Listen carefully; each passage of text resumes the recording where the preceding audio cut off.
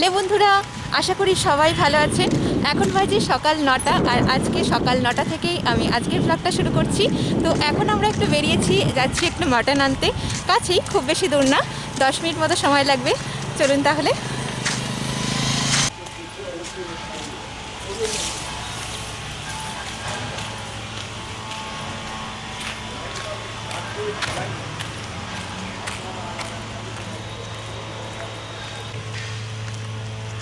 আজকে আকাশ বেশ পরিষ্কার, যেন শরৎকালের মতো বেশ মেঘটা হয়েছে।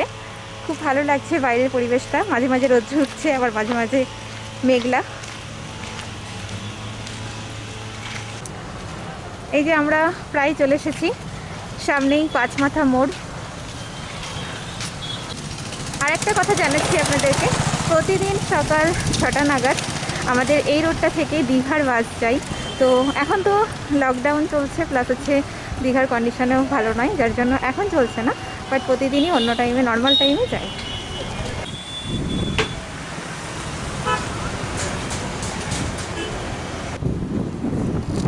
এই যে আমাদের মাটনটা নেওয়া হয়ে গেছে, তো এখন আমরা বাড়ি ফিরছি। আর এখানে এত হাওয়া, বাড়ি যেতে ইচ্ছা করছে না, ভীষণ হাওয়া দিচ্ছে। কারণ দুই সাইডেই কে ছাতাটা খোলো, ইচ্ছা করবে বাড়ি যেতে। হ্যাঁ, দুই দিকেই মাঠ রয়েছে, তো যার জন্য ভালো হাওয়া রয়েছে ছাদে।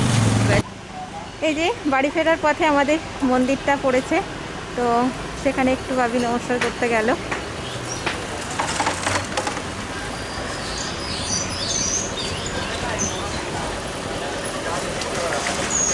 জবা, এটা জবা নয়, অন্য ফুল।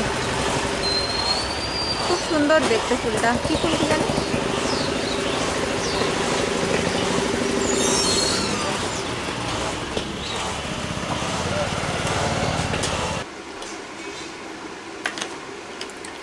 তো এই যে মাটনটা নিয়ে এসে একটু বসে পড়েছি, একটু ফ্যানের হাওয়া খেয়ে নিয়ে আমি রান্নাটা করতে চলে যাব। আজকে বেশি কিছু করব না, মাটন করব, আর তার সাথে উচ্ছের একটা কিছু করব, আর চাটনি ফ্রিজে আছে, ব্যাস। আর মাটন থাকলে পরে অন্য কিছু করলে সেই সবজি বা তরকারিগুলো পড়েই থাকে, খাওয়া হয় না, আর ভালোও লাগে না। দেখবেন মাটনের সাথে খুব সিম্পল রান্না বেশি ভালো লাগে। তো যাই হোক, এখন আমাকে চটপট করে রান্নাটা করতে হবে। আর রান্না মানে জোগাড় করতেই সময় লাগে, রান্না করতে কিন্তু খুবই কম সময় লাগে। তো এখন আমি চটপট করে রান্নার জোগাড়গুলো করে ফেলি।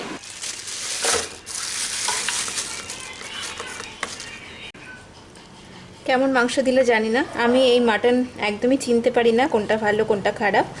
আমার হাজব্যান্ডই এনে দেয় ম্যাক্সিমাম দিন। আজকে গেছি আমি, মনে হচ্ছে ভালোই দিয়েছে। আর আমরা একটু হাড় কম পছন্দ করি, আমি একটু হাড় পছন্দ করি, কিন্তু আমার হাজব্যান্ড, মা, এরা একদমই হাড় পছন্দ করে না। মায়ের তো দাঁত পড়ে গেছে, হাড় খেতেই পারে না। তো যাই হোক, মাকে সলিড মাংসই দিই বেশি।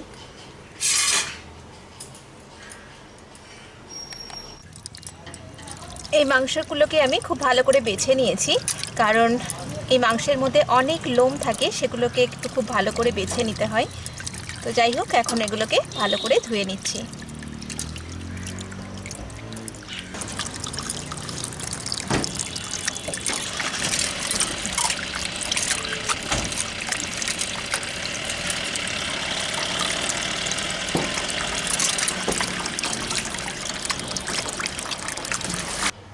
তো এখন আমি এই মাটনটাকে ভালো করে একটু সব মশলা দিয়ে ম্যারিনেট করে নিচ্ছি। এখানে আমি কিছু মশলা পেস্ট করে নিয়েছি। এখানে নিয়ে নিয়েছি আমি কাঁচা লঙ্কা, রসুন আর পেঁয়াজ। কিছুটা পেঁয়াজ আমি কুচিয়ে রেখেছি।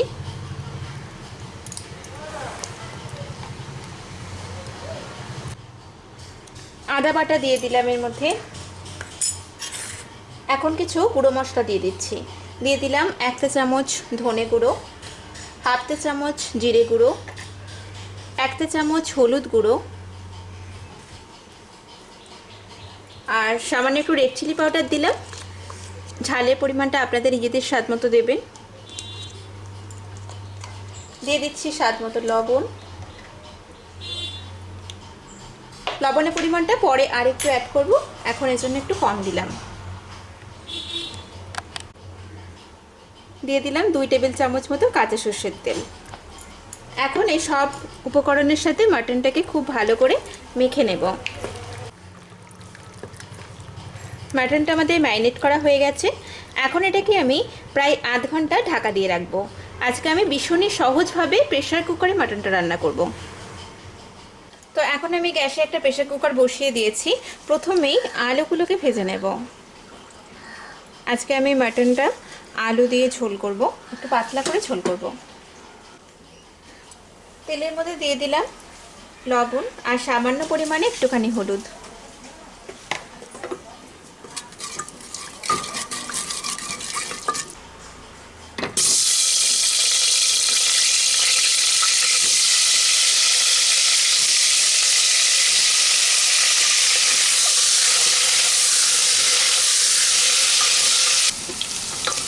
আলুগুলো আমাদের ভাজা হয়ে গেছে। এখন এই আলুগুলোকে আমি তুলে নিচ্ছি।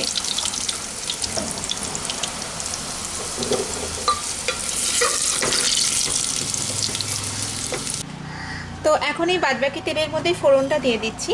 দিয়ে দিলাম এর মধ্যে তেজপাতা, শুকনো লঙ্কা, দারচিনি, এলাচ, লবঙ্গ আর কয়েকটা গোটা গোলমরিচ। ফোড়নটাকে কয়েক সেকেন্ড ভেজে নিচ্ছি। ফোড়নটা ভাজা হয়ে গেছে। দিয়ে দিলাম একটা বড় সাইজের কুচনো পেঁয়াজ।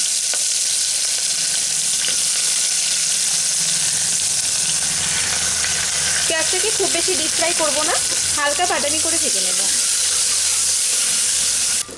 পেঁয়াজটা আমাদের ভাজা হয়ে গেছে। এখন এর মধ্যে দিয়ে দিচ্ছি একটা মিডিয়াম সাইজের কুচানো টমেটো।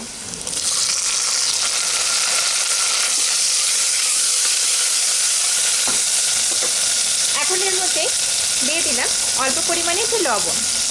মাংসটা ম্যারিনেট করার সময় লবণের পরিমাণে আমি কম করেই দিয়েছিলাম একটু।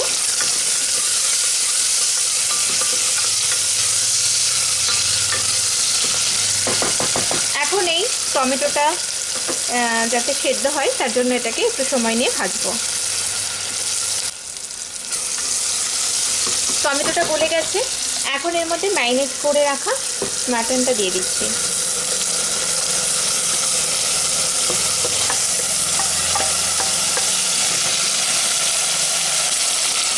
এই মাটনটাকে আমি প্রেসার কুকারের মধ্যেই একটু ভালো করে কষিয়ে নেব। আমি যে পদ্ধতিতে মাটনটা রান্না করছি এটা ভীষণই সহজ একটা পদ্ধতি। তো আপনারাও সিম্পলভাবে বাড়িতে এইরকম ভাবে মাটনটা করতে পারেন। তো এখন আঁচটাকে একটু কমিয়ে মিডিয়াম ফ্লেমে দিয়ে এটাকে আমি ঢাকা দিয়ে 10 মিনিট হতে দিচ্ছি, যাতে এই মাটনটা আমাদের ভালোভাবে কষানো হয়ে যায়। প্রায় 9-10 মিনিট হয়ে গেছে। মাঝখানে এটাকে আমি একটু নেড়েও দিয়েছিলাম। মাটনটা কিন্তু আমাদের কষানো প্রায় হয়ে গেছে। এখন আমি এর মধ্যে ভেজে রাখা আলুগুলোকে দিয়ে দিচ্ছি।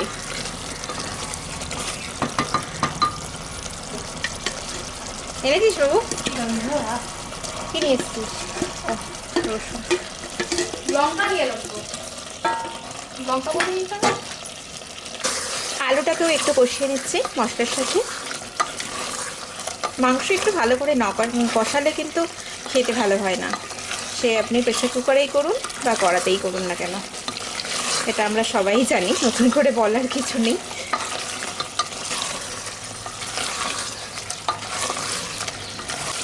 তো এখন আমি এর মধ্যে ঝোলের জন্য জল দিয়ে দেবো। এই প্রেসার কুকারে করলে জলের পরিমাণটা কিন্তু আপনাকে একটু বুঝে দিতে হবে। আপনি ঠিক যে পরিমাণ ঝোল রাখতে চান সেই পরিমাণেই কিন্তু জলটা দেবেন, কারণ প্রেসার কুকারে এটা হতে যেহেতু একদমই কম সময় লাগে, তো প্রেসার কুকারে একদমই কিন্তু ঝোলটা কমে যাবে না। আপনি যে পরিমাণ ঝোল রাখতে চান ঠিক সেই পরিমাণেই দেবেন। আর জলটা আমি একটু উষ্ণ গরম জল ব্যবহার করলাম। তো এখন আমি প্রেসার কুকারের ঢাকনাটা বন্ধ করে দিচ্ছি।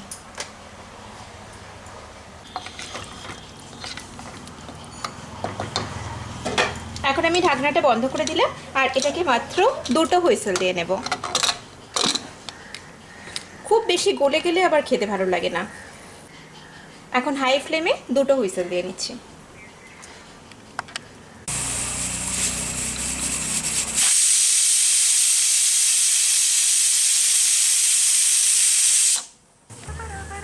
তো এখন আমার 2টো হুইসেল পড়ে গেছে, তো আমি গ্যাসটা বন্ধ করে দিচ্ছি আর এটাকে 5 মিনিট মতো একটু রেস্টে রেখে তারপরে ঢাকনাটা খুলে দেখে নেব এটা কতটা তৈরি হয়েছে।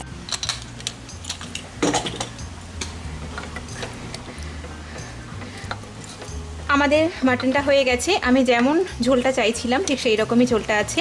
আলু আর মাংস দুটোই খুব সুন্দরভাবে আমার সেদ্ধ হয়ে গেছে। তো এখন আমি এর মধ্যে দিয়ে দিলাম হাফ চা চামচ গরম মশলা পাউডার। ভালো করে মিশিয়ে নিয়ে এখন প্রেসার কুকারের ঢাকনাটাকে একটু 10 মিনিট মতো ঢাকা দিয়ে রাখবো। তো অনেকটাই বেশ বেলা হয়ে গেছে, এখন আমরা চটপট করে খাওয়া দাওয়াটা সেরে ফেলি।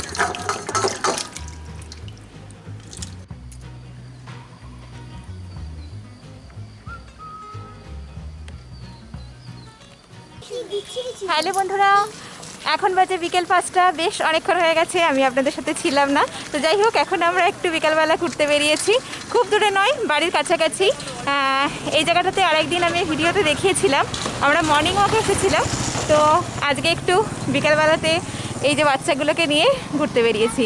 মিঠি রয়েছে, মিঠির মা, কুটুস, দিয়া, বাবি নেই, বাবি পড়তে গেছে। চলুন তাহলে। দেখুন এদিকের পরিবেশটা কিন্তু খুব সুন্দর, সকালেও ভালো লাগে আবার বিকেলের দিকটা ভীষণ ভালো লাগে। তাই তো এখনো ফাঁকা রয়েছে। আস্তে আস্তে সবই চারিদিক ফ্ল্যাট বাড়ি কলকারখানাতে পড়ে যাচ্ছে, কিন্তু এই দিকটা এখনো ফাঁকা রয়েছে।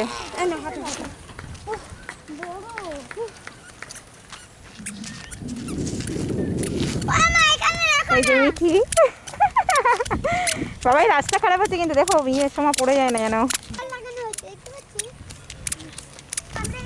দৌড়াচ্ছে, দৌড়িও না মিঠি, আস্তে আস্তে হাঁটো, তুমি পড়ে যাবে পড়ে যাবে।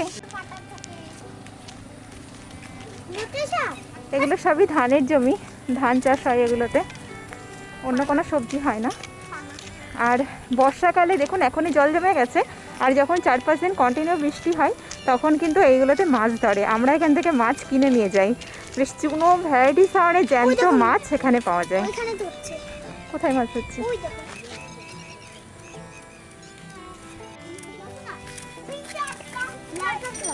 মাছ ধরছে না, উনি ইয়ে করছে, এমনি জল জমিতে জমে গেছে এখানে।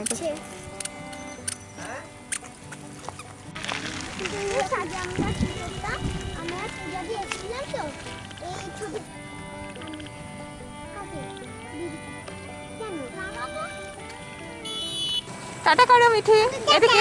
বলি বাবালি, ওরে বাবা, বলি বাবালি, হাম্পি দিচ্ছ। বলি বাবালি, বলি বাবালি।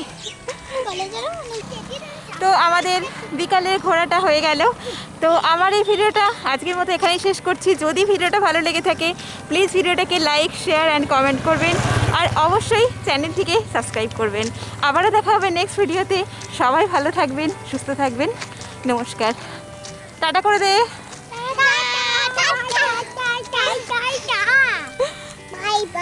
ওরে বাবারি, একটু হাম্পি দিয়ে দাও মিঠি। ওলে বাবালি, টাটা।